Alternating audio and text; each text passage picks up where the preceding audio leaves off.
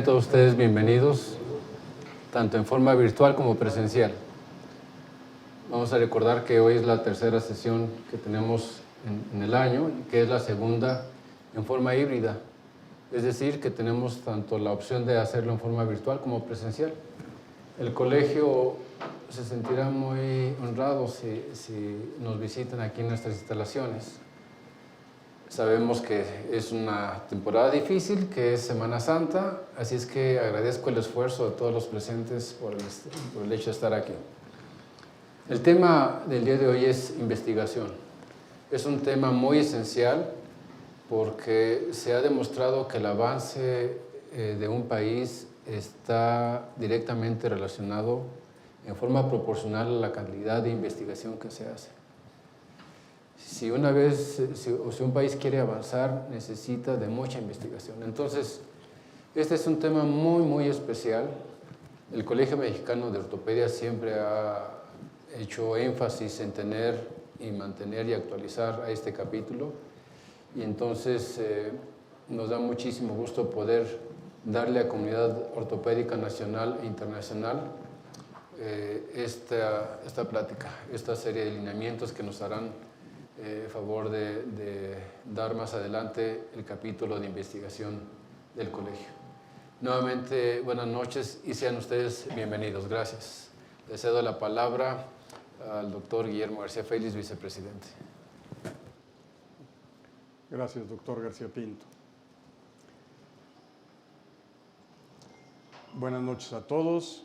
Procedo a la lectura del acta anterior. Acta de la segunda sesión reglamentaria del Colegio Mexicano de Ortopedia y Traumatología AC, celebrada el 1 de marzo del 2023.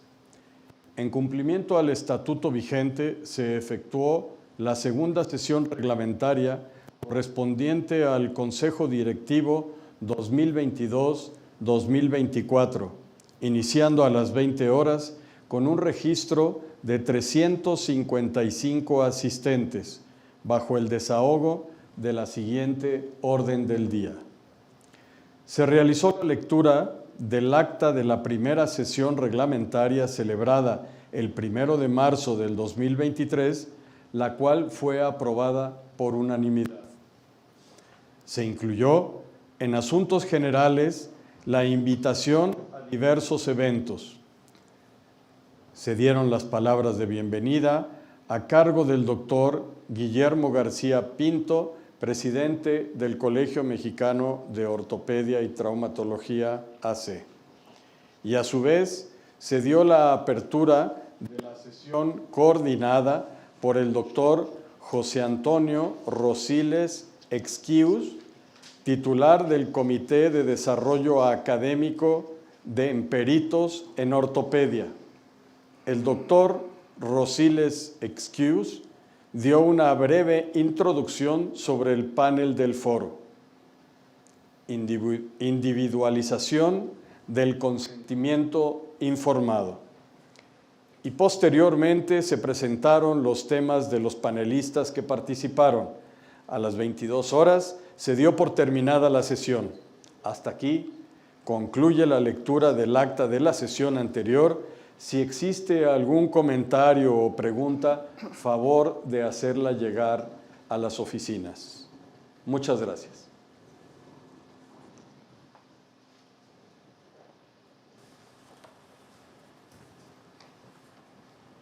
Buenas noches.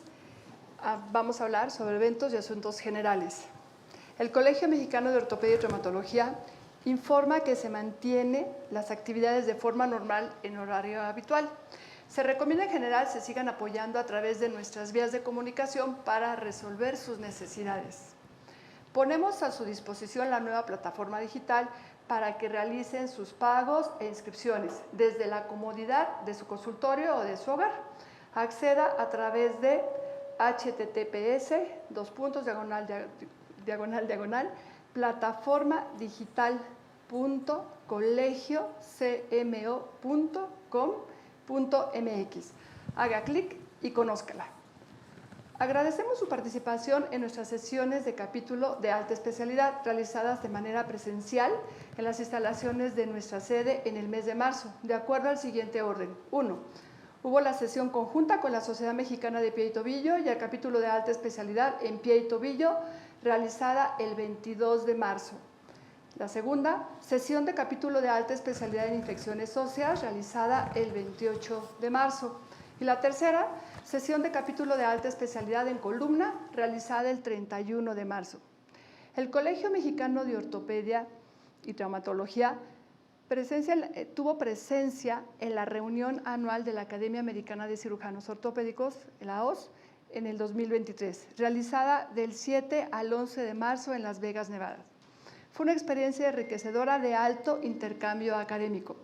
Concluimos con gran éxito nuestro segundo curso de artroplastías módulo rodilla en su modalidad online, realizado del 29 de agosto del 2022 al 19 de marzo del presente año. Les recomendamos participar en nuestro 68º Congreso Nacional de Ortopedia, a realizarse del 27 de abril al 1 de mayo en el puerto de Acapulco. Para mayor información, visita nuestra página web. A continuación, veremos un pequeño video alusivo al Congreso.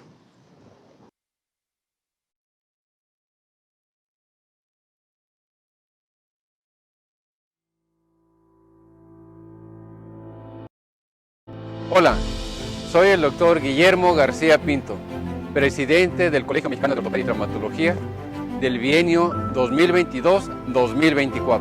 Hola, soy el doctor Francisco González Macías, presidente del Congreso de Ortopedia 2023, que se llevará a cabo en Acapulco, Guerrero. Bienvenidos. El Colegio Mexicano de Ortopedia se fundó en el año 1946. 9 años después, un grupo visionario de ortopedistas realizó el primer evento académico. De tal manera que en el año 2023 estaremos efectuando el 68º Congreso Nacional de Ortopedia. Por cierto, el más antiguo del habla hispana.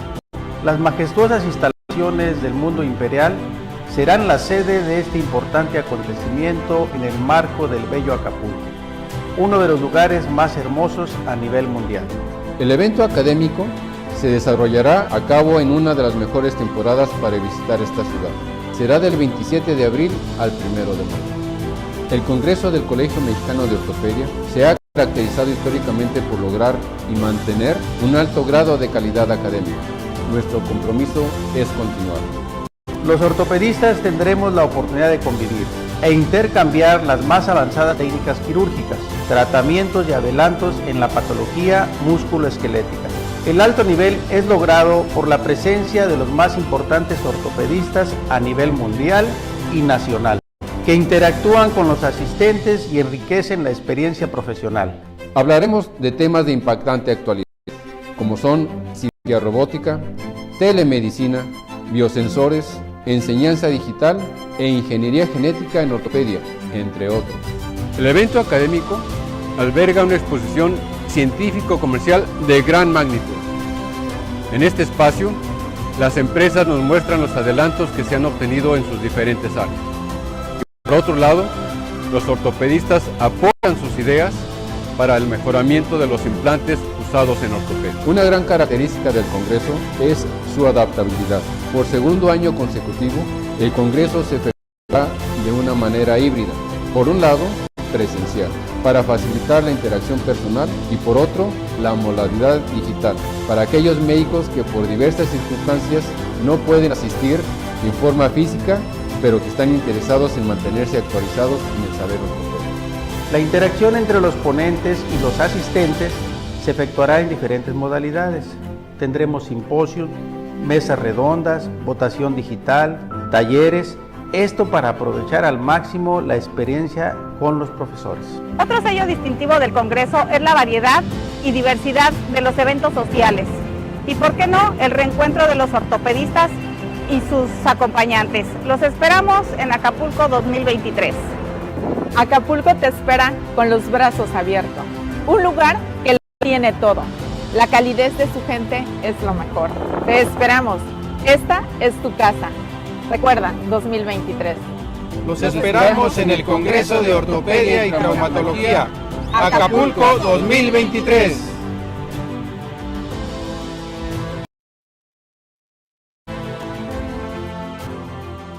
De considerar que la sesión de negocios se llevará a cabo en el marco de nuestro 68º Congreso Nacional de Ortopedia, el lunes 1 de mayo en el Salón La Quebrada, de las 14 horas a las 14:30 horas.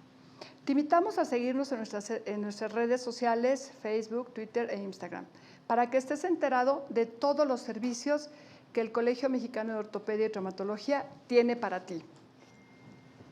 A nuestros nuevos miembros titulares y eméritos se les informa que ya están disponibles sus diplomas físicos en el colegio.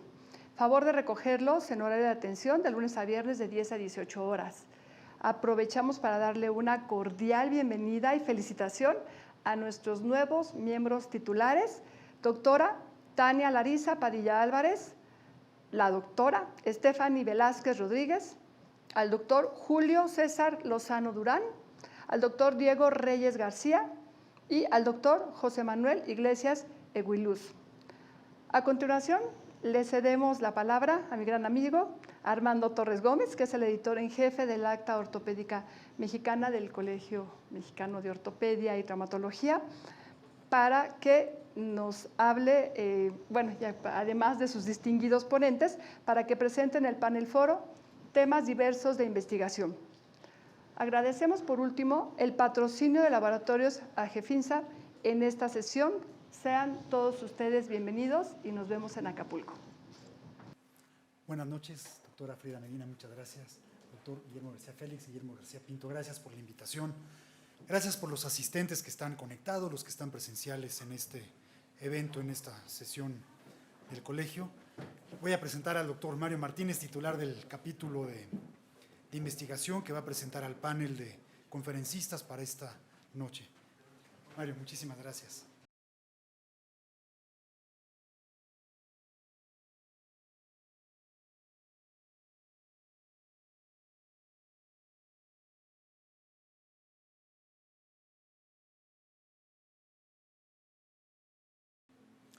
Buenas noches a todos. Agradezco al Colegio Mexicano de Ortopedia y al doctor García Pinto por la oportunidad de compartir esta noche temas de investigación. Vamos a hablar de diversos temas de investigación.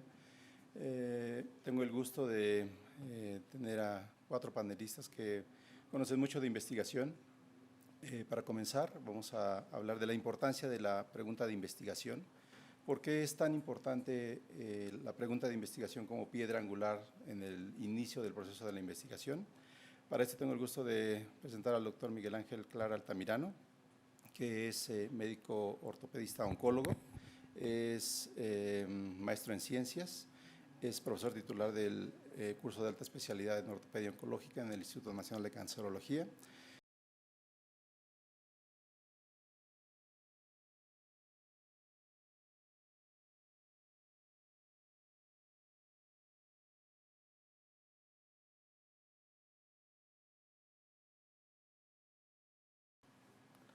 Hola a todos, buenas noches. Primero y antes que nada, muchas gracias al Colegio Mexicano de Ortopedia, al doctor Mario y a la mesa directiva por la invitación de estar con ustedes aquí esta noche. Me toca hablar de investigación y vamos a hablar de un tema que es fundamental en el manejo, en el abordaje, en todo aquel que quiera realizar investigación. ¿Cómo construir una buena pregunta de investigación? Seguramente todos nos hemos hecho esta pregunta cuando hemos querido hacer una tesis, un artículo o hemos querido trabajar en algo de investigación. Sin duda, el objetivo de la ciencia es crear conocimiento. Pero para crear conocimiento necesitamos tener bases sólidas que nos permitan crear o tener fundamento en lo que estamos haciendo o diciendo. Espero que con esta plática pueda ayudarlos a crear mejores preguntas de investigación y sobre todo para los que son residentes, poderlos ayudar a elaborar mejor sus tesis. Entonces, vamos a tener una introducción, un desarrollo, ejemplos y conclusiones al final. Primero y antes que nada, la introducción. el proceso de investigación clínica y epidemiológica es un proceso continuo, no es algo constante. Y esto va desde la idea. ¿Y desde dónde se obtiene la idea? Desde la clínica, desde revisar al paciente, desde enfocarnos en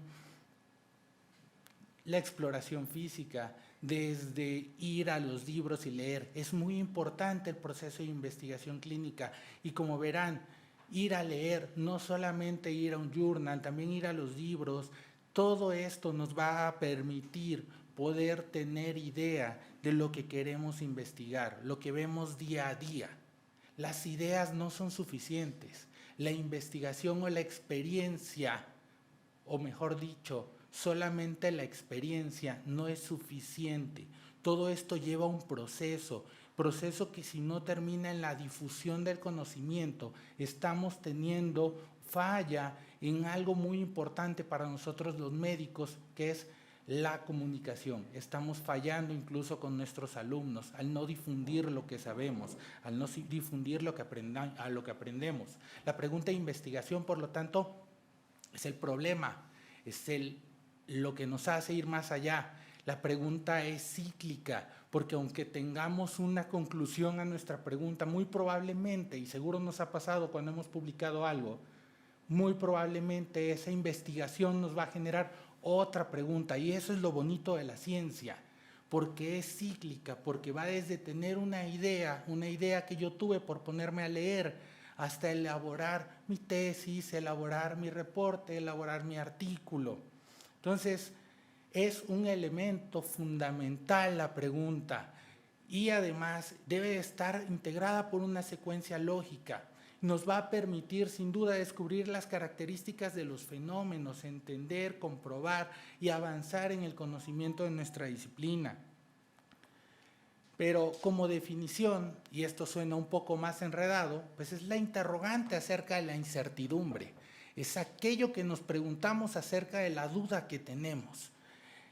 Es el problema que estamos viendo. ¿Por qué a mi paciente con un osteosarcoma le va así?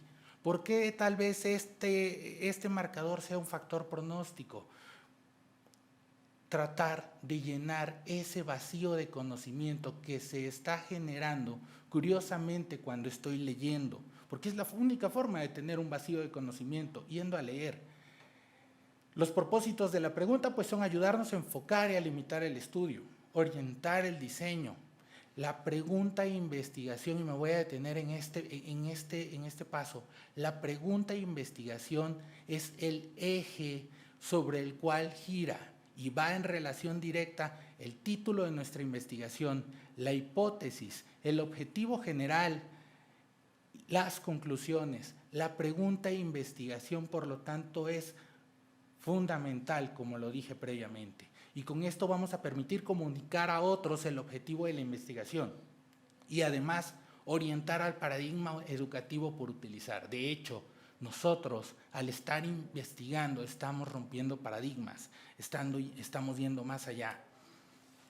Todo lo que tenemos, la investigación se basa en lo que vemos en el día a día, en todas esas características clínicas o de pronóstico o incluso hasta en la experiencia misma. La pregunta de investigación es el punto de partida de la investigación misma, pero esta debe de tener ciertas características. Finer, no lo olviden, que sea factible. Amigos, a veces queremos investigar el marcador tal de la célula tumoral, bla, y no tenemos para una inmunistoquímica. Pero a veces eso no es necesario. Lo que necesitamos, por ejemplo, son estudios epidemiológicos. Eso nos ayuda mucho más y son factibles. Muchos de nosotros estamos en centros de referencia o en hospitales en donde hay mucha cantidad de pacientes o gran cantidad de pacientes y eso hace que podamos tener investigación sobre lo que estamos viendo día a día, que también es muy importante. Interés en general. El interés se transmite hacia adelante, que sea novedosa, que sea ética y que sea relevante. La segunda línea de esta diapositiva es muy importante, que sea clara, que esté conectada y que sea ordenada. Y además, que busquemos lo que se quiere estudiar, lo que se quiere saber, hacia dónde vamos, y que tenga relación con lo que ya les dije, el título, el objetivo, la hipótesis y las conclusiones. Y además los elementos de la pregunta de investigación está formada por, nuestra pregunta siempre debe ir enfocada a la población blanco, a la intervención de interés, si es que tenemos alguna intervención, como por ejemplo artroplastías de rodilla, o como por ejemplo, en nuestro caso, tratamientos con tal o cual medicamento en ortopedia oncológica, o cuando estamos comparando con algún grupo control, dejarlo muy claro, porque esto es algo que nos va a llevar hacia las conclusiones, pero también nos va a llevar hacia el título mismo del trabajo, los resultados del trabajo e incluso el tiempo mismo. Y hay errores que se cometen, que se suelen hacer en una pregunta de investigación, como que sea muy amplia, que sea muy específica, o que no se pueda medir en la práctica, o que, por ejemplo, ya esté resuelto y no sea algo novedoso. Es algo que pasa mucho, pero por eso hay que ir a estudiar. Yo tengo una idea y entonces al tener yo una idea, yo voy y busco en la literatura si alguien más ya contestó esa idea. No está mal. Creo que es algo que debemos de hacer constantemente. O algo muy importante, el estudiante no posee los recursos y para eso estamos nosotros. Creo que los que estamos aquí es porque nos interesa investigar y a nosotros nos corresponde el ayudar, el ser el tutor, el llevar a nuestro alumno a que pueda hacer investigación de mejor calidad. ¿Cómo influye una pregunta bien formulada en el resto del proceso de investigación? Híjole, influye en todo, es el pilar de todo. Tanto si se trata de una investigación, decía este artículo de Martínez González, una investigación de mercado, como una investigación académica, influye en todo la pregunta que estamos haciendo. Esto no debe de ir en la pregunta, de hecho esto me llamó mucho la atención, el método sistemático de Bordage, y cuando hagan una pregunta de investigación traten de contestar estas 9 preguntas. Estas 9 preguntas son muy importantes. ¿Cuál es el tema o tópico o idea de la investigación? ¿Qué se ha realizado sobre el tema? Búsquenlo. O sea, esto no va en la pregunta como tal, pero está implícito. Yo ya investigué, por eso lo quiero hacer. ¿Cuáles son los principales resultados o desenlaces? ¿En qué intervenciones educativas está usted interesado? Es decir, las variables independientes, porque ya me ha pasado que de repente me emociono haciendo tal o cual trabajo de investigación y empiezo a sacar variables, y al final tengo 100 variables y 30 pacientes. Seguramente a más de uno le ha ocurrido. Tranquilos, vamos a calmarnos. Normalmente hay que ir o enfocarnos a lo que queremos. Es decir, la pregunta por eso es muy importante. Las otras 5 preguntas de Bordage y Dawson que debemos de contestar es, ¿se busca una diferencia, una relación, una asociación? Aquí es donde influye el tutor, aquí es donde influye el profesor, enseñarle a nuestros alumnos qué es una diferencia, qué es una relación, qué es una asociación. ¿A qué grupo de población desea aplicar los resultados del estudio? ¿Cuál es la pregunta de investigación específica con los elementos que mencioné previamente? ¿Cuál es la respuesta esperada? O sea, la respuesta esperada a mi pregunta es mi hipótesis. ¿Y por qué es importante el estudio? La importancia de mi pregunta es mi justificación. Como verán, tiene una relación con todo lo que estamos hablando y con todo lo que llevamos o hemos o tenemos planteado para un trabajo de investigación. Ejemplos de preguntas de investigación por cuestiones de tiempo. Solamente les voy a presentar algunos.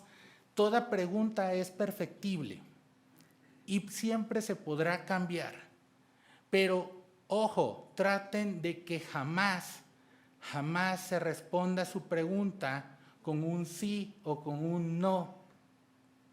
Que la respuesta no sea tan fácil y tan obvia. Recuerden que la pregunta de investigación, la respuesta a la pregunta es su hipótesis. Por ejemplo, si existe alguna relación entre la presencia de esos factores y la quimioterapia neoadyuvante, se puede responder con un sí o se puede responder con un no. O la de abajo, DHL y fosfatasa alcalina son factores pronósticos en osteosarcoma.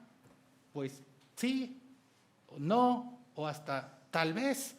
Evitemos eso, ¿ok? Entonces, evitemos eso. Eso es para romper un poquito el hielo. Eviten que su pregunta de investigación se vuelva en algo así, que su respuesta se conteste como Homero Simpson, ¿ok? Y para llevar a casa, nada más, la pregunta de investigación es el pilar de todo. Es la duda real, lo que ustedes quieren contestar. La interrogante debe ser factible, lo que tengamos a la mano. Siempre debes apoyarte en la literatura para sustentar tu pregunta, y la pregunta de investigación siempre va a ser perfectible e incluso puede cambiar con el tiempo. Muchas gracias.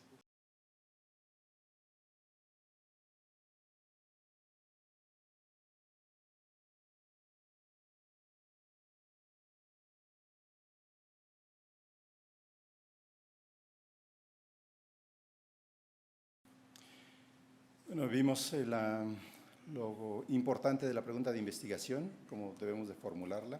Y bueno, una vez que ya tenemos la pregunta de investigación y que hemos revisado toda la literatura y que vemos que es una pregunta factible, interesante, novedosa, ética y relevante, pues el proceso es ya cómo iniciar este proceso. Es un proceso que es sumamente complejo.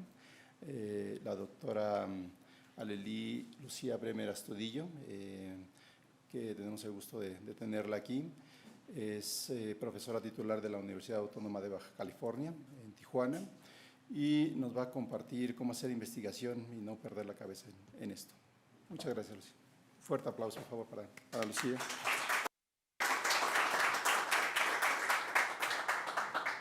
Hola, gracias por invitarme. Vamos a empezar a hablar de temas un poquito más serios. Vamos a empezar a hablar de ideas. Recuerden que las ideas venden. Entonces, ¿cómo hacer investigación y no morir en esto? Esto es bastante difícil. Quiero empezar diciendo lo que nos dijo Disney en un momento: todos podemos hacer investigación. Por cierto, soy ortopedista pediatra, entonces si ven cosas así es porque yo veo el mundo de esa manera. Ajá. Entonces, todos podemos hacer investigación, todos hacemos investigación. Estamos en una sala poniendo un DHS y de repente llegamos a la sala contigua y está nuestro otro compañero que puso un DHS en 5 minutos, y entonces nos empezamos a preguntar, bueno, ¿qué hizo él y qué yo no estoy haciendo para llegar a eso, no? Entonces, esto es el chisme científico, vamos a ponerlo así, la investigación. ¿Qué vamos a empezar a hacer? Quiero que este tema sea bastante fácil, porque hacer investigación es fácil. El problema es que nunca nos los acercan como debe de ser. Entonces, yo sé que yo estoy en una universidad muy grande y entonces es muy fácil para mí hacer investigación, porque nada más tengo a mi directora que me dice, esta niña está loca, pero sigan haciendo investigación con ella. Y ustedes como residentes tienen a su jefe de servicio, al jefe de enseñanza, al director médico, al director del hospital, que les está empezando a poner trabas. Entonces, bueno, todo el mundo puede hacer investigación, no importa dónde estemos. Entonces, vamos a empezar con que la ciencia es una observación. Todo mundo hacemos esa misma observación. Esa observación, como ya nos había dicho el doctor Clara, la vamos a llevar a una pregunta. Entonces, por eso lo que hacemos diario es tan importante. Y otra cosa que es sumamente importante, espero que se vea desde allá el cursor, es la medición. Ajá. La ciencia también debe de ser medible y tiene que ser reproducible. Y eso es muy importante. Necesitamos mucho tiempo. Por eso el doctor Clara les hace mucho la importancia de decirles que tienen que hacer una pregunta adecuada, porque si ustedes no tienen una pregunta adecuada, como bien lo dijo en el ejemplo, nada más van a perder el tiempo. Al final de todo el estudio van a tener 20 variables y no van a tener ningún desenlace. Entonces, todo lo que ustedes han hecho, todo ese tiempo, todo ese año, año y medio, 2 años, que ustedes han estado ahí invirtiendo en esa tesis o en ese trabajo de investigación, va a estar echado a perder. Y muy importante, el dinero. Llega un momento en donde el dinero es importante, porque cuando hacemos estudios más grandes como ensayos clínicos y todo esto, el dinero es muy importante. Y bueno, como ya lo dijeron en la presentación previa, el qué estudiar. El qué estudiar, la pregunta de investigación es como nuestra arma secreta, nuestro cofre del tesoro.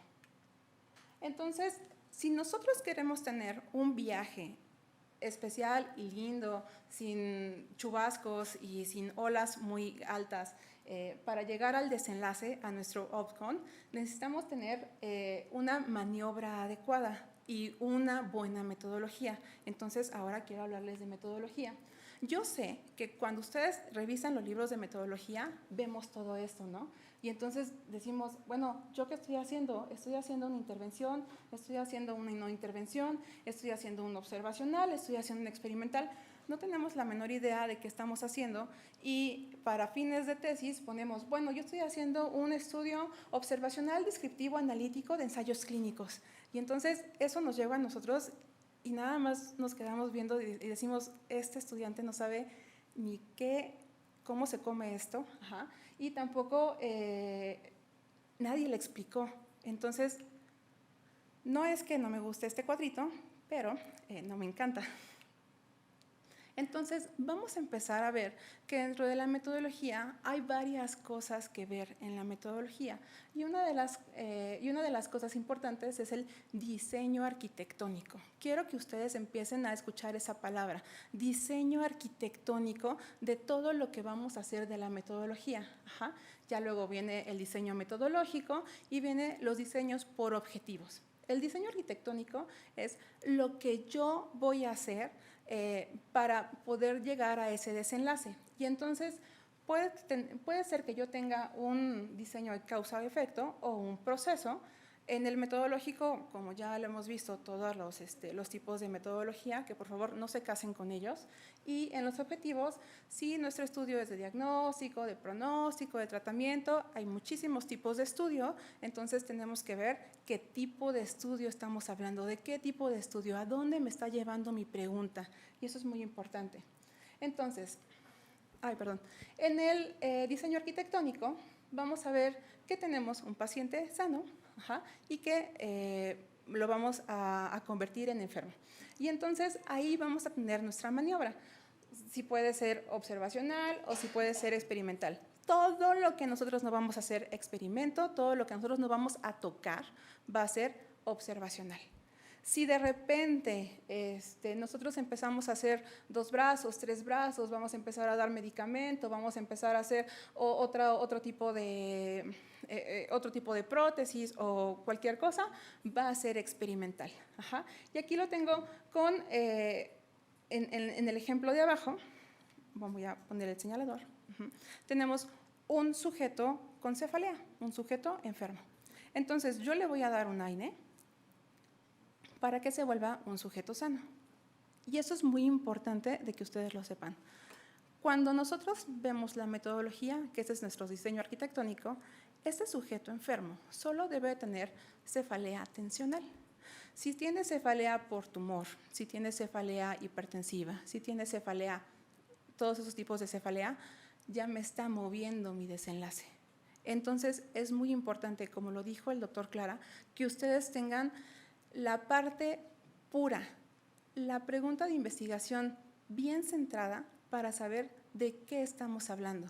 Porque si no, aunque tengamos una pregunta de investigación súper chida, y no tenemos una metodología adecuada, no vamos a llegar a ese desenlace o outcome. Y entonces, ese diseño de investigación, así como yo lo puse en la mareita, va a tener tormentas y huracanes tipo Katrina, y entonces nunca vamos a llegar a investigación. Y cuando te digan, ¿quieres hacer investigación? Tú vas a decir, no, es horrible, yo no quiero hacer eso. Ajá, y ese no es el chiste. Dentro del proceso, aguas, porque nosotros hacemos muchos estudios de proceso, vamos a ver calidades del procedimiento. Todos nosotros hacemos procedimientos y entonces todos entramos en esta calidad del procedimiento. Sensibilidad y especificidad y comparar siempre lo que estamos haciendo nuevo con el gold estándar. Eso es supremo. Tenemos que comparar algo con lo que estamos haciendo. No de repente, aquí les pongo dos estudios que se me ocurrieron. Podemos comparar el ultrasonido de cadera, que en este momento es el gold estándar, contra la radiografía de cadera.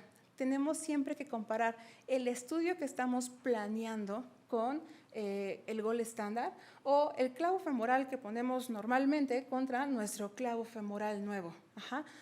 Siempre tenemos que tener un comparativo.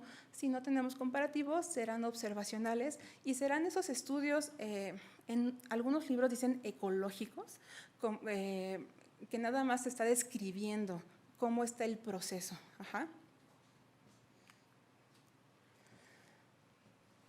Dentro del diseño metodológico, vamos a ver qué diseño es más confiable.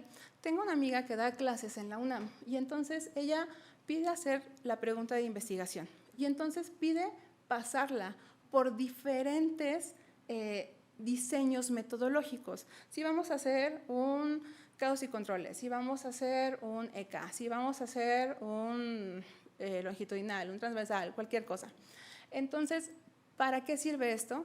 Para sacar el estudio que tenga menores sesgos. Y esto es muy importante, porque luego, yo sé que esto es como lo del principiante de investigación, pero los sesgos son muy importantes porque nos pueden arruinar todo ese estudio que estamos haciendo. Si de repente hacemos un estudio y sale un resultado y lo tenemos lleno de sesgos, todo ese estudio no está sirviendo y otra vez vamos a echar todo nuestro dinero y todo nuestro tiempo a la basura, porque recuerden que dinero, bueno, más bien recuerden que tiempo es dinero. Ajá. Y bueno, la estructura es muy importante, como les decía. Dentro de la maniobra, como ya lo vimos, están las maniobras experimentales y observacionales, que creo que más adelante van a hablar de maniobras, y en el seguimiento del paciente, longitudinal o transversal. Recuerden, longitudinal es que yo voy siguiendo al paciente por mucho tiempo y ahí son las cohortes que se pueden hacer en donde yo voy viendo cómo ese paciente que está expuesto, por ejemplo, la cohorte de Framingham, no sé si se acuerdan, que tenemos pacientes sanos y entonces estamos viendo qué causas van a ser hipertensión, una de ellas es la sal. Entonces, si nosotros consumimos mucha sal y muchos productos edulcorados, etc., vamos a tener hipertensión. Ajá. Esa es una cohorte longitudinal larga, más o menos 20 años o más, creo. Y transversal es una foto, como yo estoy en este momento. Yo en este momento tengo un vestido con puntitos cafés y cabello corto. ¿Yo siempre voy a ser así? No, a lo mejor mañana me voy a cambiar el cabello, pero en este momento el transversal dice que yo tengo el cabello corto y chiquito. Ajá. Entonces, recuerden eso cuando hagan sus descripciones metodológicas, porque luego nos dicen, bueno, estamos haciendo un estudio longitudinal transversal. Entonces, sabemos que ahí no hubo asesoría de nadie.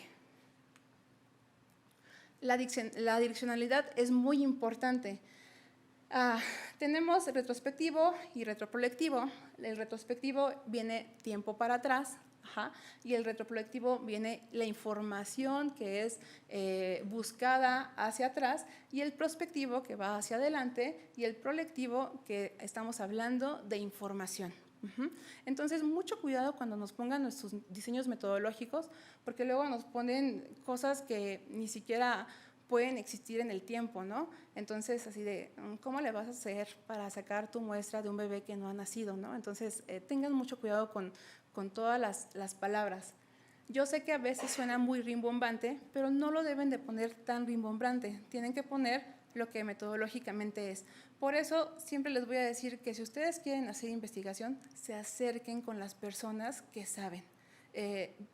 En cada hospital ustedes tienen un comité, entonces esos comités sirven para que les den apoyo. Vengan con su maestro, digan, ¿saben qué? Yo no sé hacer esto, y ya los mandarán con nosotros o cualquier cosa, pero pregúntenos, nosotros estamos muy abiertos para dudas y preguntas. Y bueno, en el desenlace, incidencias y prevalencias, eso creo que lo van a ver en la siguiente plática y creo que ya me quedé sin tiempo. Entonces, nada más quiero citar fuentes primarias que van a ser nuestros ensayos clínicos aleatorizados hasta la puntita de la pirámide, ajá, y nuestras encuestas hasta abajo en la parte que que no nos gustan mucho, porque tenemos muchos más sesgos. Y bueno, en las fuentes secundarias, para que ustedes sepan qué es una fuente primaria y una fuente secundaria, las fuentes secundarias son artículos, revisiones sistemáticas, metaanálisis, guía de práctica clínica o análisis económicos. Muchas gracias.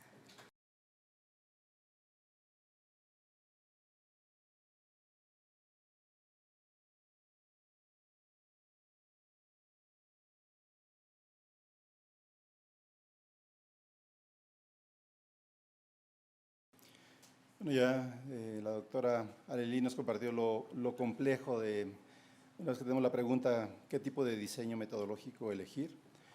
Les quiero platicar que para nuestro próximo Congreso de Ortopedia, el 50% de los trabajos que se enviaron son reportes de caso. Como pueden ver, cerca de 130 trabajos fueron enviados, entonces el reporte de caso es algo importante en la difusión del conocimiento, pero es realmente relevante para la investigación científica, qué es lo que aporta, y debemos de reportar todos nuestros casos clínicos. Es frecuente ver que en los pases de visita el adscrito le dice al residente, vamos a publicar este caso, y muchas veces sin investigar si es algo común o ya está publicado o tal vez es solamente importante para nosotros. Comenzamos con un proceso de reportar un caso, y para esto tengo el gusto de presentarles a la doctora Yuri Clemente Asensio, que es ortopedista, egresada de la Cruz Verde de Guadalajara y subespecialista en ortopedia pediátrica, para platicarnos sobre la importancia del reporte de caso. Muchas gracias, doctora Yuri. Muchas gracias.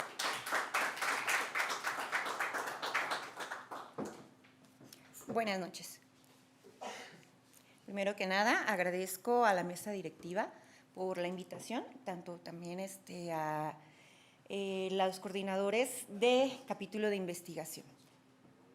Yo les voy a hablar sobre un tema que todos conocemos, que creemos que es lo más sencillo, que todos quizá hemos estado involucrados en más de un reporte de este tipo, y que lo hemos como demeritado o le hemos restado importancia a partir de la investigación científica, medicina basada en evidencias, ya que un solo caso no es representativo para tratar a los demás pacientes, pero sí recordar que es la base o es nuestra fuente primaria más importante y que a lo largo de la historia, desde años antes de Cristo, tenemos los reportes de casos, que era nuestra forma de comunicar o de hacer la medicina, ¿no?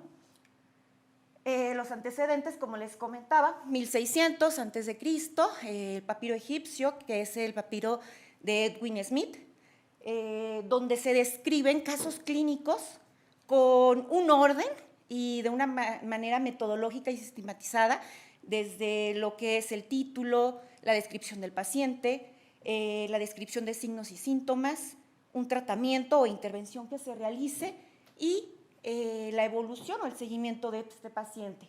Después, en 460 aproximadamente, igual antes de Cristo, tenemos a Hipócrates con sus descripciones, igual de esta manera, con una exploración física, con una metodología y haciendo énfasis en un orden cronológico de toda la sintomatología que se realizaba, que se veía en el paciente. De esta manera difundirlo y comunicarlo a los médicos de una manera más general. Igual, tenemos el Tratado de Medicina de Sydenham, también donde nos describe técnicas quirúrgicas. Y por último, o el considerado padre de la medicina moderna, tenemos a Sir William Osler en 1909, publicando su primer libro, que es Los principios de la medicina clínica, en cual él mencionaba que la medicina se hacía a la cabecera del paciente. ¿Qué es un reporte de caso? Ay, Dios, perdón. Ya de una manera más formal o en definiciones, pues es un tipo de publicación biomédica que va a describir de una manera detallada, nos va a narrar todos los síntomas, signos, resultados o estudios que se le hacen a un paciente, el tratamiento que se realizó o un procedimiento quirúrgico, si hubo complicaciones fuera de lo esperado y si hubo una mejora o, por ejemplo, si hubo una falla en o algo que haya afectado al paciente de manera negativa. No siempre va a ser un buen resultado. Eso también es importante, que tenemos que comunicar a los demás conforme se tenga la experiencia, también cuáles errores hemos tenido para los nuevos médicos o las nuevas generaciones también tengan este tipo de acciones en cuenta. Y obviamente pues que va a ser en una manera individual. Eso es el reporte del caso, ¿no? Va a ser una narración, como les comentaba, esquematizada, lógica y racional. Tiene que llevar un orden cronológico, tiene también que llevar todo un esquema en el cual tiene que tener ese orden. ¿Para qué? Para que sea relevante y sea publicable y que realmente tenga el valor científico o clínico que se le deba de dar. Vamos a tener que son los fines médicos, científicos o educativos, que principalmente creo y la mayor parte son fines educativos. Igual, a pesar de ser expertos o a final de cuentas nuestros maestros, con su experiencia, es una forma de, como dice el doctor Clara, publicarlo o transmitir el conocimiento, ¿no? Y a partir de ahí, tener en cuenta que se pueden surgir ya estudios o preguntas de investigación, más específicos o más complejos. Y siempre es hacer énfasis en por qué mi caso clínico es tan importante, qué tiene de nuevo, qué tiene de novedoso, ¿no? Porque creo que todos en algún momento de la carrera, desde que empezamos con la clínica, nos enfrentamos a la frase después de un pase de visita: hay que reportar este caso o hay que publicar este caso. ¿Pero realmente es publicable? Creo que hay muchos que sí lo son, pero tenemos que volver a este punto, ¿no? Hacerlo de una manera metodológica, sistemática y irnos primero a la literatura, ver qué está reportado y posteriormente irnos. Hoy en día la tecnología nos da la facilidad de tener alcance a revistas a nivel internacional, en el cual realmente podemos saber si mi caso clínico es valioso a nivel nacional o a un nivel internacional. No olvidemos los antecedentes tan importantes, ¿no? Más actual, coronavirus, un reporte de casos, más previos y que también han cambiado el curso de la medicina, la descripción del síndrome de deficiencia humana. También tenemos los efectos de recién nacidos, de embarazadas por uso de talidomida, que son, los grandes antecedentes que tenemos, que fueron a partir de un reporte de caso que surgieron cientos de ideas o cientos de dudas a las cuales se pudo aplicar ya un rigor más específico o un modo de ensayo más complejo. Es por eso que también se les recomienda, desde que estamos en las aulas, a nuestros alumnos o a quienes van saliendo en el internado, empezar con algo que puede ser con menos rigor metodológico, como es un caso clínico. Entonces siempre nos dicen, híjole, esto es para empezar o es como la base o el inicio de hacer investigación. Si hacemos un buen caso clínico, vamos a poder tener un reporte de caso clínico y de ahí partir a hacer cosas más complejas, ¿no? Las ventajas, pues es una fuente primaria de información, alta sensibilidad para detectar cosas inusuales o novedosas, y también es de fácil su publicación, y más ahorita volvíamos, la modernidad y demás, nos da la facilidad de que tenga una difusión a nivel internacional. Las desventajas, nivel de evidencia más bajo, que era lo que comentábamos, desafortunadamente. La baja especificidad para una toma de decisiones, volvemos a lo mismo, un paciente pues no va a ser el eje central para tratar a todos de la misma manera. El bajo rigor científico y el bajo nivel de aplicación general en la práctica médica. ¿Por qué publicar un reporte de caso? Bueno, creo que principalmente y en su defensa es difundir la enseñanza que puede servir en un futuro para médicos que se encuentren en situaciones similares. Creo que nos hemos encontrado, a pesar de ser subespecialistas, de tener mucha experiencia, que hay algún caso que se complica y que probablemente lo resolvemos de alguna manera en la cual no está escrito o no es tan común. Entonces creo que nos puede servir para difundirlo y transmitir ese conocimiento a los demás médicos y que ellos puedan tomar la decisión de hacer a lo mejor un procedimiento o hacer una maniobra o no hacerla para bien de los pacientes, ¿no? Creación de nuevas hipótesis para los estudios más complejos. Como les comentaba, pues es la primer fuente de evidencia en la práctica médica, gran valor de enseñanza. Desafortunadamente, se ha visto que es para enriquecer un currículum vitae, ¿no? Que era por también lo que se ha demeritado. Criterios de publicación, igual tenemos que sea novedoso, que sea la presentación de una enfermedad muy rara, poco frecuente, o una presentación de una enfermedad frecuente, pero que tenemos algo diferente a lo ya descrito, ¿no? Se presenta de una manera diferente, un tratamiento en el cual tengamos un procedimiento diagnóstico diferente, o si una enfermedad cambia la evolución de la otra, complicaciones inesperadas en un tratamiento. Igual, si aplicamos algún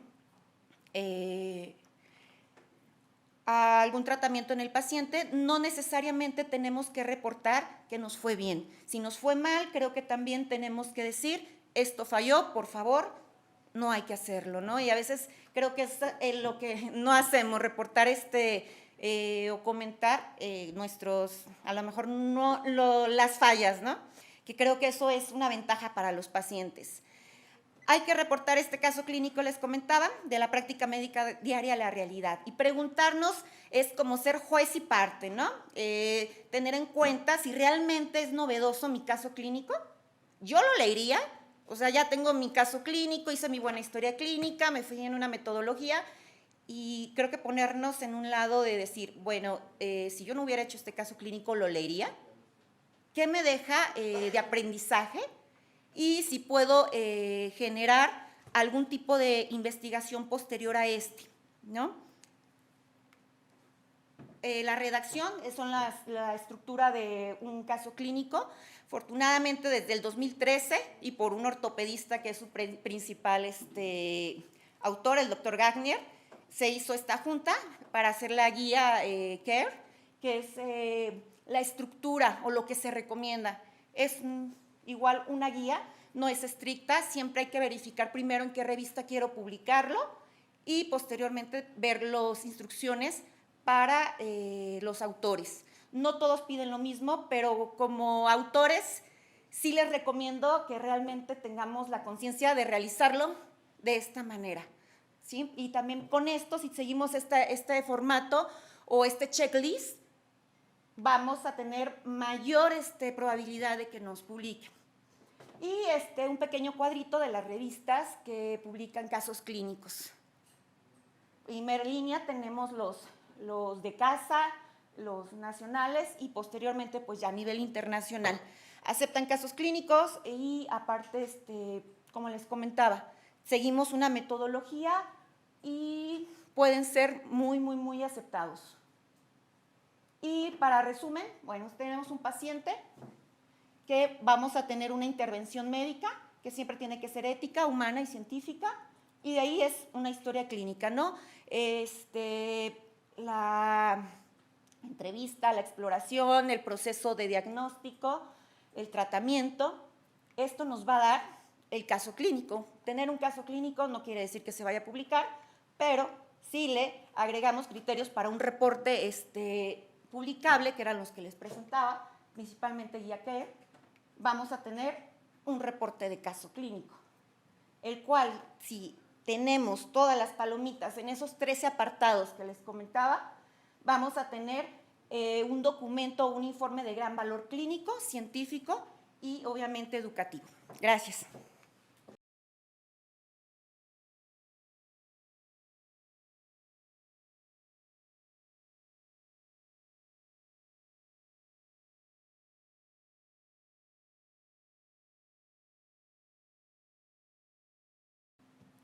Muchas gracias a la doctora Yurik por su presentación. Creo que varios de nosotros tenemos reportes de casos clínicos de nuestros pacientes. Y bueno, todo este proceso de investigación, el objetivo final es mejorar los resultados que ofrecemos o que proporcionamos a nuestros pacientes, ya sea menor dolor, un tiempo de recuperación más corto, un mejor implante, tiempos de consolidación más rápidos, etcétera. Y para esto tengo el gusto de presentar al doctor Armando Torres, que es cirujano ortopedista del Centro Médico ABC y es el actual editor del Acta Ortopédica Mexicana, para hablarnos de los desenlaces en ortopedia. Muchas gracias, Armando. Gracias.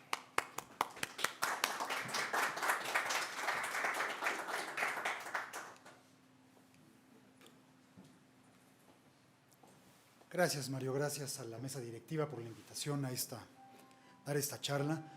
Vamos a hablar del tema que se ha venido escuchando a lo largo de las primeras dos pláticas que hablan de estudios de investigación. El doctor Clara lo dijo, la doctora Bremer lo mencionó, que es el desenlace. Y parece muy fácil de inicio. Vamos a hacer un estudio para comparar un tratamiento con otro tratamiento. Pero aquí la pregunta es en términos de qué, de dolor, de tiempo de recuperación, de calidad de vida. Y muchas veces no nos queda claro qué es un desenlace. De estas dos números, el 4, ¿qué es? Piénsenlo. ¿Es un desenlace o es un resultado? El 4 es el resultado. El desenlace es una adición. Muchas veces tenemos esta duda y lo vamos a ver en un ejemplo. Por ejemplo, en este estudio, piénsenlo y ¿cuál es el resultado de este estudio?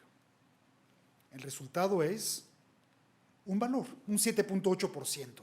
El desenlace que están viendo estos autores, y lo vamos a analizar más adelante, es la escala del Gross Motor Function Measure. El desenlace es cómo vamos a evaluar si un tratamiento es mejor que otro, si un instrumento diagnóstico tiene mayor sensibilidad o mayor especificidad que otro instrumento diagnóstico. Ahora, el desenlace puede ser que nos haga sentido a nosotros como médicos clínicos en el ámbito quirúrgico o en la consulta, etcétera, o puede ser que le haga sentido a un médico que se dedica a hacer investigación básica, y los dos son válidos, pero aquí hay algo más importante que eso, que es el paciente. Muchas veces los desenlaces nos pueden hacer sentido a nosotros, pero no necesariamente al paciente, y es muy importante cuando hacemos investigación que pensemos que los desenlaces deben de hacerle sentido al paciente. Y eso sería un buen desenlace. Y un ejemplo muy bueno es la osteoporosis. Hay estudios, sobre todo en el principio cuando se empezaban a producir y a proponer tratamientos para la osteoporosis, que medían esto, la densidad mineral ósea. Y esto a los pacientes les hace sentido. ¿Le hace sentido a una paciente con una fractura de cadera tener una buena o mala densidad ósea? No le hace sentido. ¿Qué le hace sentido a un paciente mayor? Que no se fracture. Y hay mejores estudios que tienen mejores desenlaces. Y aquí los desenlaces que hacen sentido a los pacientes es la tasa o la frecuencia de fracturas vertebrales o de cadera, etc. Tenemos que pensar cuando hacemos un estudio que el desenlace le tiene que hacer sentido al paciente. Si no le hace sentido al paciente, por más que sea un buen desenlace, pues no es importante para el paciente. Y en el caso de pacientes pediátricos, le tiene que hacer sentido también a los padres. Tenemos casos, por ejemplo, ese puede ser un excelente desenlace de un tratamiento de una escoliosis. El desenlace se corrigió la curva de 49 grados a 17 grados la curva torácica, pero el paciente después de la cirugía pues no camina. Pero bueno, el desenlace quirúrgico con el método de Koch fue excelente, pero el desenlace no le hace sentido al paciente. De ahí lo importante de escoger buenos desenlaces. Ahora, los desenlaces que tenemos en ortopedia son objetivos y subjetivos. Los objetivos son muy sencillos y son muy claros. Es algo cuantitativo, la medición de ángulos, la medición de acortamientos, la medición de número de días de estancia hospitalaria. Es algo muy claro. Pero los desenlaces subjetivos son un poco más difíciles, no nada más de medir, sino a veces de considerar. Y están los desenlaces en términos de salud, de función, de calidad de vida. Y vemos muchos estudios que vemos que los residentes traen alguna tesis o artículos que llegan a la publicación, donde el paciente reporta que tiene una buena calidad de vida. Pero ¿cómo lo hicieron? ¿Qué instrumentos aplicaron?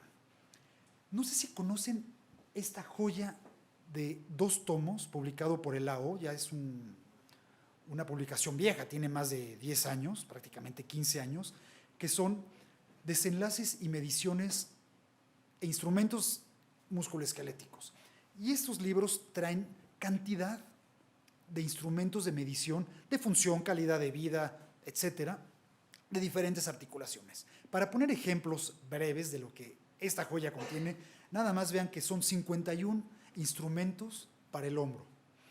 Y cada uno viene desglosado qué tan bueno es. Si se fijan, viene en la parte derecha la evaluación metodológica, qué tan válido es, qué tan reproducible es, etc. Cuando vayan a hacer un estudio, consulten un instrumento o un libro de este tipo para saber si el instrumento de medición que están utilizando como desenlace está validado, no está validado, es bueno o no es bueno. En rodilla, 52 instrumentos. Tobillo, 42 instrumentos. Tiene más de 300 instrumentos y seguramente hay nuevas actualizaciones porque cada vez tenemos mejores estudios de desenlaces. Y hay algo que se llama Outcomes Research y es algo valiosísimo la gente que se dedica a hacer Outcomes Research para mejorar la manera en la que medimos y analizamos los desenlaces en ortopedia. Tenemos cantidad de instrumentos que no necesariamente están relacionados, la salud con la función. Es un estudio que presenté en un congreso de CICOT en Dubái hace algunos años, donde lo importante, aquí les quiero enseñar, es que la pregunta de si le preguntamos a los papás o a los niños cuál es su desenlace, si es bueno o malo, en general no tiene tanta correlación con los instrumentos validados. Por eso es muy importante siempre utilizar instrumentos validados. Vamos a pasar a la parte más técnica y más metodológica de esta plática, que es, ok, ya tengo mi desenlace, hice mi pregunta de investigación, como nos explicó el doctor Clara, y en la pregunta de investigación, si se acuerdan en la parte de Picot, viene outcome. Outcome no es resultado, outcome es desenlace. Ya tengo mi desenlace, vamos a ver qué tipo de variable es, y de acuerdo al tipo de variable, vamos a ver cómo vamos a analizar este desenlace. Y podemos hacer muchas combinaciones de acuerdo a un mismo tipo de variable para hacer diferentes análisis. Tenemos variables continuas, Feinstein le llama dimensionales, variables discretas, que aquí tiene un asterisco, que es muy importante mencionar que la mayoría de los, o si no todos los instrumentos subjetivos, finalmente son variables discretas. Una variable discreta es la que no es equidistante. Es decir, del 1 al 2 no es la misma distancia de un 3 a un 4. Por un ejemplo, el grado de osteoartritis de un grado 1 a 2 no es lo mismo que progresar de un grado 2 a 3, ni de 3 a 4. Y tampoco son matemáticamente divisibles. Por ejemplo, un paciente con ASA 3 no está 3 veces más enfermo, más grave que un paciente con ASA 1. Entonces, al no ser variables cuantitativas continuas, no las podemos analizar como tales. Tenemos que analizarlas de una manera no paramétrica y por eso tiene asterisco esta parte de variables discretas. Lo vamos a ver más adelante.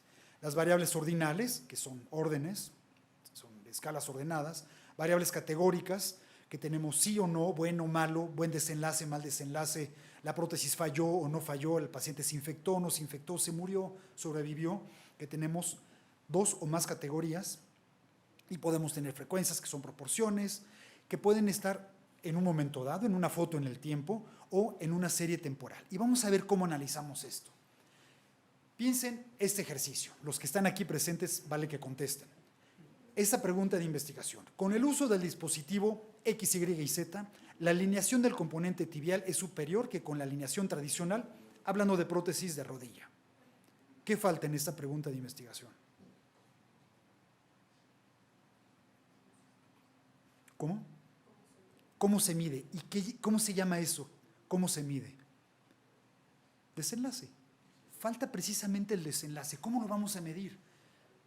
¿A qué me refiero con alineación? ¿En grados o en aflojamiento? ¿Cómo lo vamos a medir?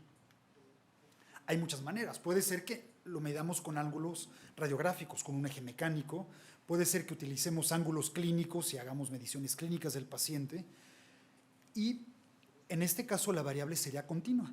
Y podemos utilizar esas pruebas estadísticas. No voy a profundizar en el tipo de variables y pruebas que vamos a utilizar porque sería tema de otra plática o otra sesión completamente aparte, pero esas son las que debemos utilizar. Pero también tenemos que, de acuerdo a la alineación de una prótesis, lo que les decía al principio, le hace sentido esto al médico, pero al paciente le hace sentido tener 3 grados más de valgo o 3 grados menos de valgo. Tal vez al paciente no le hace sentido tener esos grados de valgo, a menos que tenga una falla o tenga más cercana el momento de la revisión. Entonces tenemos instrumentos de calidad de vida, la Shortform 36 que habla de salud, el EQ5D, el WOMAC y cantidad de instrumentos específicos de rodilla. ¿Qué tipo de variable es esta? Estrictamente es una variable ordinal. Se puede manejar como continuo, aunque yo no estoy tan convencido de eso. Matemáticamente podríamos entrar en un muy buen debate, matemáticamente con fórmulas de por qué no es una variable continua, y lo ideal sería analizarlo con con pruebas no paramétricas. Pero también podemos tener este mismo concepto como una variable categórica. El paciente falló la prótesis o no falló la prótesis, tuvo dolor, no tuvo dolor, tiene una buena marcha, no tiene una buena marcha, de acuerdo a ciertas definiciones operacionales, y utilizar el odds ratio, la ración de momios, si es un estudio retrospectivo, etcétera, o si es un riesgo relativo, si es un estudio prospectivo.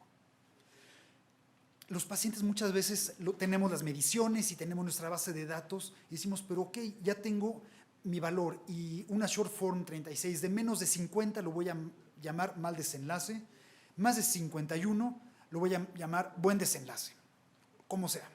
Pero ¿cómo le hago? Voy a ir uno por uno de mis 853 pacientes poniéndole bueno o malo. Hay maneras de hacerlo en Excel, hay funciones muy sencillas. Si alguno de ustedes hace estadística con R, hay comandos muy sencillos para hacer en R o en Python, si es que utilizan R o Python para escribir, y nos da la división de los grupos. Ahora, esto también se puede hacer agrupado por categorías. Podemos tener estos desenlaces subjetivos, que pueden ser dolor, calidad de vida, satisfacción, WOMAC, o los desenlaces objetivos que hemos mencionado. Y estos puntos de corte los definimos nosotros. Se pueden definir de acuerdo a lo que ya está reportado en la literatura, qué es bueno y qué es malo, o también de acuerdo a nuestra percepción. Y podemos hacer cantidad de combinaciones, podemos tener en general un buen desenlace de subjetivos y objetivos, de desenlaces subjetivos y objetivos, buenos desenlaces objetivos con mal desenlace objetivo, y hacer la combinación que nosotros queramos para poner nuestro punto de corte de acuerdo a lo que nos interesa ver en el paciente. Y acuérdense que lo importante es centrar nuestro desenlace y nuestra evaluación en lo que puede ser importante para un paciente. Y tenemos también los desenlaces temporales, cómo va pasando a lo largo del tiempo, cuántas prótesis van fallando, cuántos pacientes se van infectando, cuántos pacientes se mueren, cuántos pacientes empiezan a tener dolor, y hay cantidad de instrumentos estadísticos para hacer esto, que son las curvas, las tradicionales de Kaplan-Meier, regresiones de Cox, las pruebas de Log-Rank. Lo más importante, independientemente del aspecto metodológico y estadístico, que finalmente si no somos expertos en ello podemos pedir ayuda a alguien experto en esto, es que cuando estamos diseñando nuestro estudio de investigación pensemos que el desenlace nos tiene que hacer sentido a nosotros como clínicos, pero muy importante, le tiene que hacer sentido al paciente, que es por quien estamos haciendo todo lo que hacemos de ortopedia, de investigación y nuestra práctica diaria. Para terminar la plática, un comercial, les invito a entrar a nuestra revista, está en todas las redes sociales, en la página del colegio, y los invito a mandar sus artículos. Tenemos una plataforma, esa plataforma Es la misma plataforma que se utiliza en el JBJ, en el Clinical Orthopedics and Related Research, Journal of Pediatric Orthopedics, cantidad de revistas, el top de revistas internacionales utilizan esta plataforma.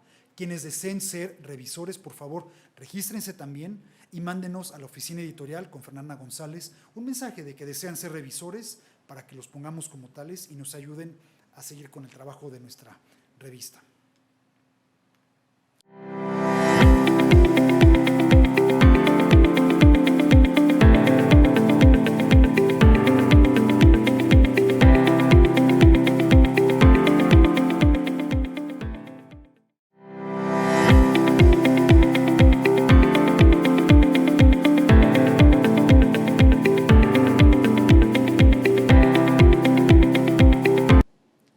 Muchas gracias, Armando, y muchas gracias a todos los ponentes. ¿Hay alguna pregunta en el auditorio para los ponentes? Doctor García Pinto. Sí, gracias. Los felicito por su brillante exposición. Solamente un par de comentarios. Se acaba de decir que de los trabajos que se van a presentar ahora en el Congreso de Ortopedia, 130 son reportes de casos. Es casi la mitad de todas las publicaciones que se enviaron, pero esto es porque se le dio gran difusión a los residentes. Es decir, el colegio siempre se ha preocupado porque los residentes tengan una participación más activa dentro del Congreso y la gran mayoría de estos reportes de casos son de residentes, entonces es por ello que una gran cantidad de nuestros trabajos que recibimos son reportes de casos. El otro comentario es que el Acta Ortopédica Mexicana desde hace muchos años por política no publica reportes de casos para tenerla un mejor impacto y una mejor índice de aceptación a nivel científico nacional e internacional. Gracias, esos son mis comentarios, muy amable.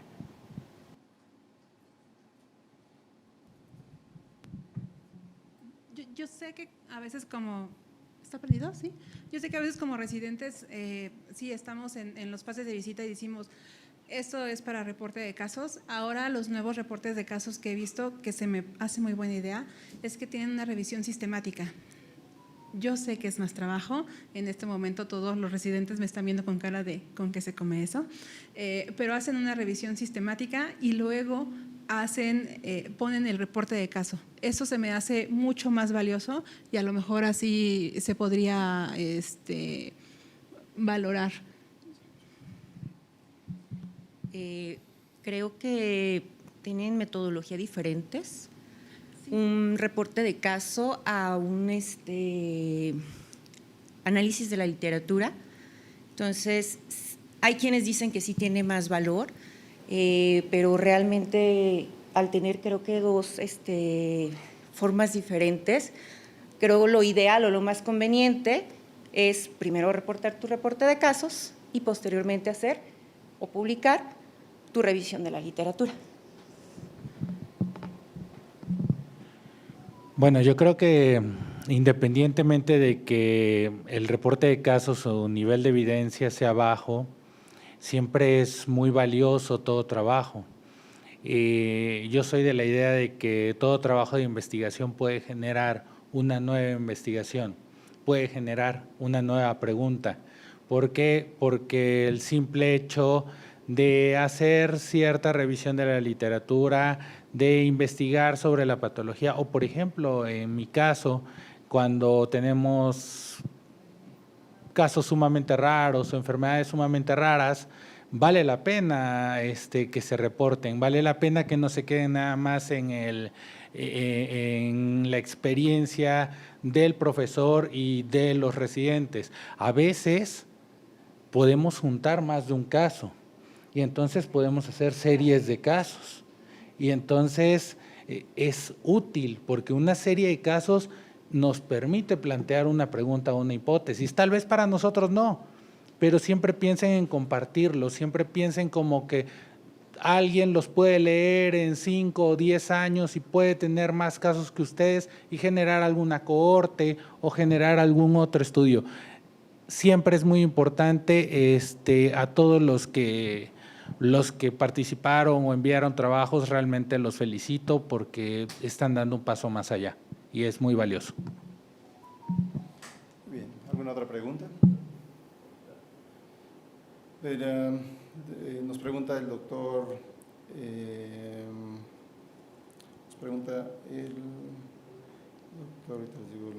el doctor José Eduardo Rosas si el título de la pregunta de investigación puede hacerse en forma negativa. O sea, así le expresa que si puede ser, o sea, no como un efecto positivo, sino como un efecto negativo. El hecho es de que al final la respuesta a nuestra pregunta es nuestra hipótesis y siempre tengamos en cuenta que la hipótesis, pues hay varios tipos de hipótesis, pero siempre vamos en función de la hipótesis nula, tratar de rechazar o confirmar la hipótesis nula. Entonces, si yo hago una pregunta negativa, honestamente para mí es confuso. Si yo fuera revisor de ese trabajo, pues sí me quedaría o pediría que se replanteara con la idea de poder formular mejor la hipótesis nula. Tendría que ser como muy específico. Bueno, también el doctor Rosas pregunta si las referencias bibliográficas pueden ser en un estilo distinto al Vancouver. Depende de la revista. Yo creo que eso depende de la revista. Hoy en día existe una cantidad de manejadores, de managers de referencias bibliográficas.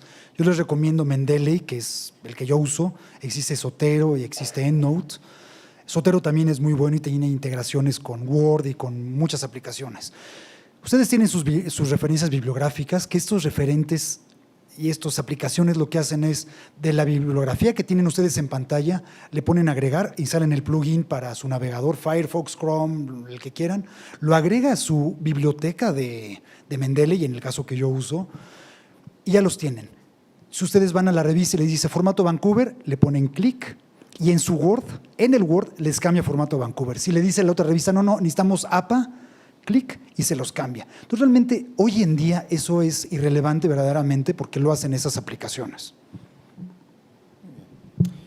El doctor Gustavo Marín González pregunta que cuáles son los requisitos indispensables para la presentación de un caso clínico.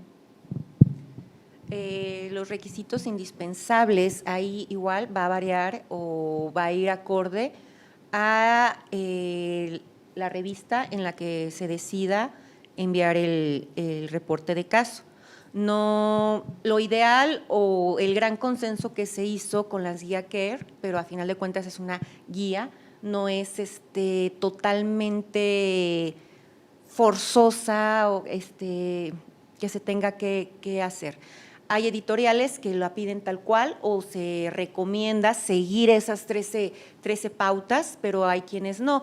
Por ejemplo, en el caso del punto 12 o 13, que también nos dicen, si el paciente te comenta o describe su experiencia durante este proceso o este tratamiento, hay que incluirlo. Y también lo que es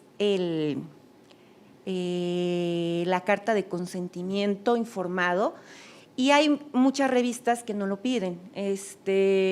Nada más el hecho de mantener el anonimato del paciente muchas veces es más que suficiente, pero sí es como que importante esos puntos, o hay revistas que te dicen no es importante o no es forzoso que en el primer punto el título lleve la frase al inicio o al final, reporte de caso. Hay revistas que a nivel internacional que no lo ponen como punto forzoso. Entonces, sí es importante primero revisar la revista a la cual se quiere mandar el reporte de caso e irnos a la parte de las guías para autores. Siempre va a haber algo diferente, va a ser ahora sí que la gran mayoría, todos los que van a solicitar casi todos los puntos de la guía CARE. Muy bien, muchas gracias. El doctor José María Arias pregunta cómo saber si mi pregunta de investigación ha sido respondida anteriormente. Hay que buscar, hay que leer. Perdón, pero pues sí. Perdón, pero pues sí. Y bueno, Perdón, por eso las revisiones de la literatura son tan importantes. Antes de embaucarse en todo esto, revisen la literatura para ver si alguien no ya contestó su pregunta. O lo que comentaba en un inicio, ¿no? Algo puede ser muy llamativo para mí, quizá novedoso. ¿Nunca lo he visto? Porque nunca lo he visto. Y en Cancún hay 10. Así es, o en el hospital del otro lado de la ciudad hay un servicio dedicado a esa patología, entonces hay que aprovechar la tecnología en donde podemos revisar literatura a nivel internacional y saber realmente qué valor le podemos dar. Si ya se dijo, qué tanto se ha dicho, qué tanto se conoce, no es lo mismo que lo hayan dicho 5 veces, a lo mejor a nivel nacional, 10 veces a nivel mundial, a que libros que ya tienen años escritos también lo estén incluyendo en capítulos ya de libros. Recuerden que el mundo es muy grande y va más allá de lo que a veces nosotros vivimos. Entonces, cuando ustedes piensan que pues algo es nuevo, pues resulta que probablemente alguien ya se lo preguntó antes. Entonces, por eso es importante revisar la literatura, para ver si alguien ya se hizo esa pregunta, que es muy válida, pero al final recuerden que si estamos leyendo la misma medicina, es probable que surjan ciertas dudas que sean comunes para más de una persona. muy bien. El doctor, ahí tiene una pregunta del…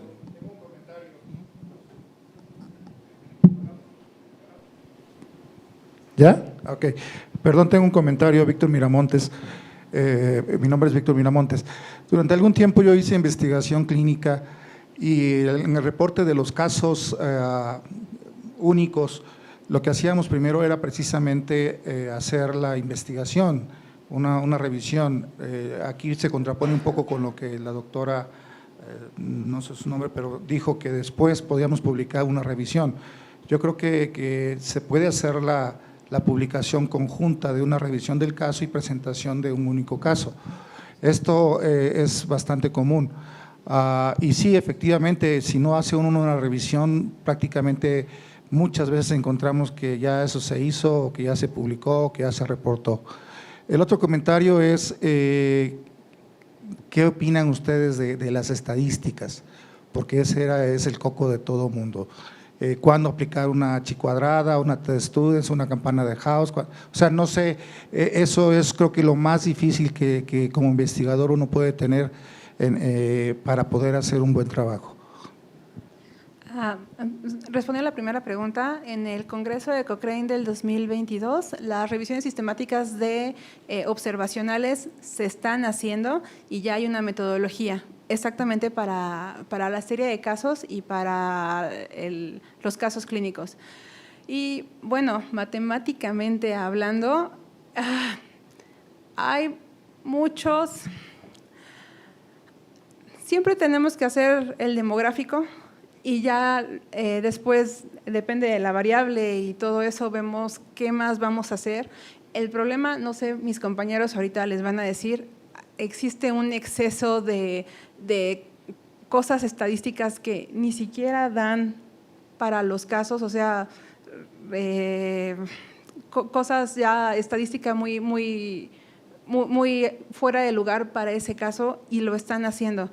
Porque a veces las tesis se quedan, no saben qué más hacerles y entonces los llevan con alguien que sabe matemáticas y le saca cualquier número y de la tesis se puede sacar 1000 números, se los juro, y de repente tú no sabes qué hacer con nada de eso. Entonces, siempre, como decían mis compañeros, la relevancia clínica es lo importante.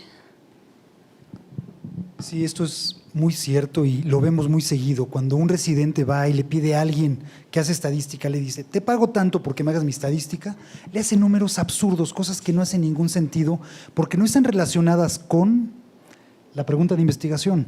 Ahora, yo durante algunos años utilicé SPSS, que lo he dejado de utilizar por muchas razones, tengo una plática de eso. Hoy en día utilizo R, que es un lenguaje de programación estadística, que no es tan difícil, suena difícil, pero no sé si lo han utilizado ustedes, es bastante sencillo. El problema de ese PCS es que cuando los residentes aprenden a usarlo, meten sus datos y le empiezan a picar todas las pruebas y le salen todos los números y todas las gráficas y todas las tablas de cosas que son completamente inexistentes en la realidad matemática de lo que se está usando, y confunde más, no nada más al autor, sino a los lectores. El punto clave de toda esta sesión yo creo que es la pregunta de investigación. Si tienes una pregunta de investigación, sabes desde ese momento qué prueba estadística vas a hacer y es la que tienes que aplicar, ni una más ni una menos. Curiosamente, a ese punto iba. En la pregunta de investigación, como lo mencionaba en mi plática, te va o nos va a decir más o menos si nuestra variable dependiente es cuantitativa o es una variable cualitativa, o qué características va a tener nuestra variable dependiente.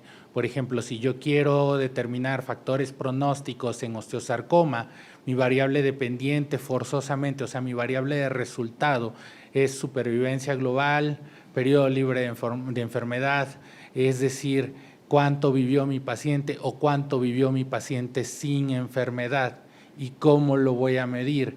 Entonces, mi pregunta de investigación me está dando mi variable de resultado y por lo tanto muy probablemente me esté dando qué herramientas tenga yo que utilizar para poder hacer un desarrollo, que tenga que usar curvas de Kaplan-Meier, que tenga que realizar regresiones logísticas o regresiones de Cox, dependiendo, pero el tema de aplicar tal o cual método estadístico siempre va a depender mucho incluso del tutor. Por eso yo hago hincapié en el tutor, en el profesor. El profesor es el que debe de llevar de la mano al alumno, el que le debe de ayudar o motivar a hacer investigación.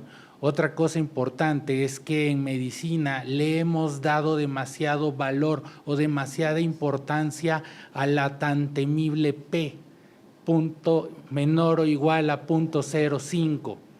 Y entonces muchos journals rechazan trabajos que no son estadísticamente significativos. De hecho, hay un artículo muy bueno publicado sobre el valor de P del 2021 y habla precisamente de eso, de que hay investigaciones que son muy buenas, que aunque tendían a una significancia estadística o que eran muy relevantes, con el simple hecho de que eran menor a 0.05, pues fueron rechazadas de una revista.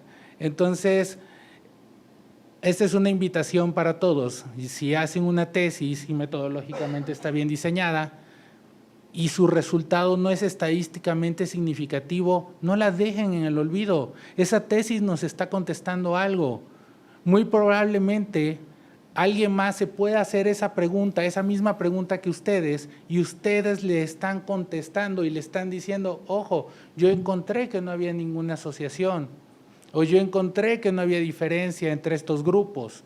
Entonces, es muy debatible todo esto y realmente creo que vale mucho la pena dedicarle más tiempo al tema de investigación, a la enseñanza y a la formación de nuestros alumnos en cuanto a la metodología y a la estadística. Otro comentario es con respecto a los análisis que se hacen de los trabajos. Por ejemplo, en algunos metaanálisis hechos por Cochrane, pues comparan peras con manzanas y plátanos y sandías y al final nos quieren dar unos resultados muy sesgados y la verdad muchos de los que no sabemos investigación nos vamos con esos resultados sesgados. ¿Esto cómo se puede evitar? O sea, ¿de qué manera podemos evitar caer en esos engaños que muchas de las veces son estadísticas? En alguna ocasión, alguno de mis maestros me decía que las estadísticas son como las niñas con minifalda, ¿no?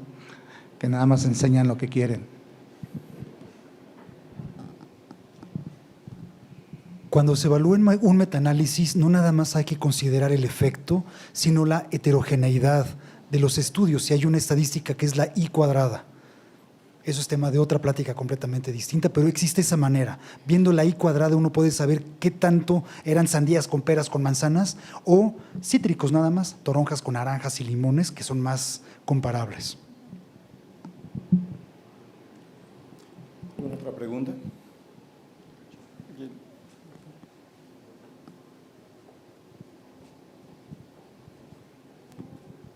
Gracias. Se comentaba de que la pregunta de investigación, si la delimitamos mucho, pues ya no tiene relevancia y al contrario, si no la delimitamos nada, tenemos muchas variables y no sabemos pues ni para dónde va la investigación. Entonces, ¿hay algo que nosotros podamos hacer para decir, ya está delimitada y no me pasé o no me falta delimitarla? Curiosamente, mencionaba los criterios y las 9 preguntas que deberían de estar implícitas en la pregunta, pero también mencioné durante mi plática otras características, por ejemplo, que fuera factible, que fuera ética, que fuera novedosa, que fuera relevante, o también que delimitara la población, que delimitara el grupo control, el grupo estudiar, o también los posibles desenlaces, como mencionábamos durante la sesión. Entonces, creo que todo esto es algo que pues se debe de ir analizando poco a poco. O sea, mi consejo para ti sería: procura que tu pregunta tenga relación con el título de tu trabajo, procura que tenga relación con tu hipótesis, con tu objetivo, y procura que tu pregunta no se conteste con un sí o un no o un tal vez. Procura que tu pregunta te permita desarrollar una siguiente pregunta. Y es lo que yo mencionaba, que esto al final es cíclico, la ciencia es cíclica. Una pregunta te va a llevar a otra pregunta, una hipótesis te va a llevar a otra hipótesis, y así sucesivamente. Gracias, doctor. Muy bien, hasta aquí dejamos las preguntas por tiempo. Muchas gracias a los panelistas y a ustedes. Muchas gracias.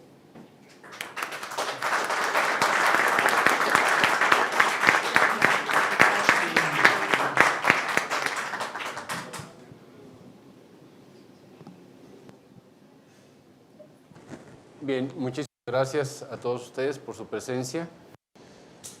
Agradezco al Comité de Investigación del Colegio Mexicano de Ortopedia la brillante exposición. Yo creo que nos deja a todos un buen sabor de boca, sobre todo algo que nos puede ayudar sobre todo a los médicos recién egresados y a los residentes, de cómo elaborar realmente un trabajo científico.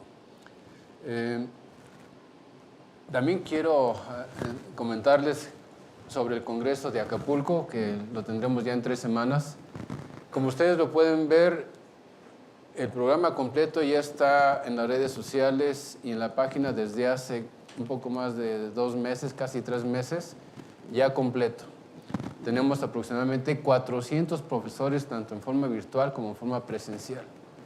Casi la cuarta parte de ellos, 50 profesores, son internacionales, para que vean que el colegio ha hecho un gran esfuerzo para llevar un gran nivel académico durante el mismo.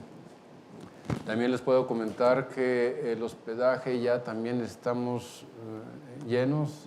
Se llenó lo que es el Mundo Imperial, el Princess y el Pierre, que son los 3 hoteles sedes. Tuvimos que abrir el One y el Holiday Inn, que están enfrente, y están por abrir otros hoteles más porque la demanda ha sido abrumadora. Eso nos da mucho gusto. La otra situación es que también la gran área de exposición comercial está full, está completa. Eso demuestra que las casas comerciales, sabedoras de la gran calidad del Congreso, nos han venido siguiendo. Es más, tenemos que inclusive abrir un área anexa para poder dar cabida a todas las casas comerciales. Yo creo que desde ahorita auguramos un gran éxito. Va a haber de todo. Hay 9 talleres. Estos talleres están avalados por el Consejo Mexicano de Ortopedia. Son puntos extras para su certificación. Entonces realmente viene muy interesante. Los esperamos a todos en Acapulco. No me queda más que agradecerles su presencia. Que tengan ustedes muy buenas noches. Hasta luego.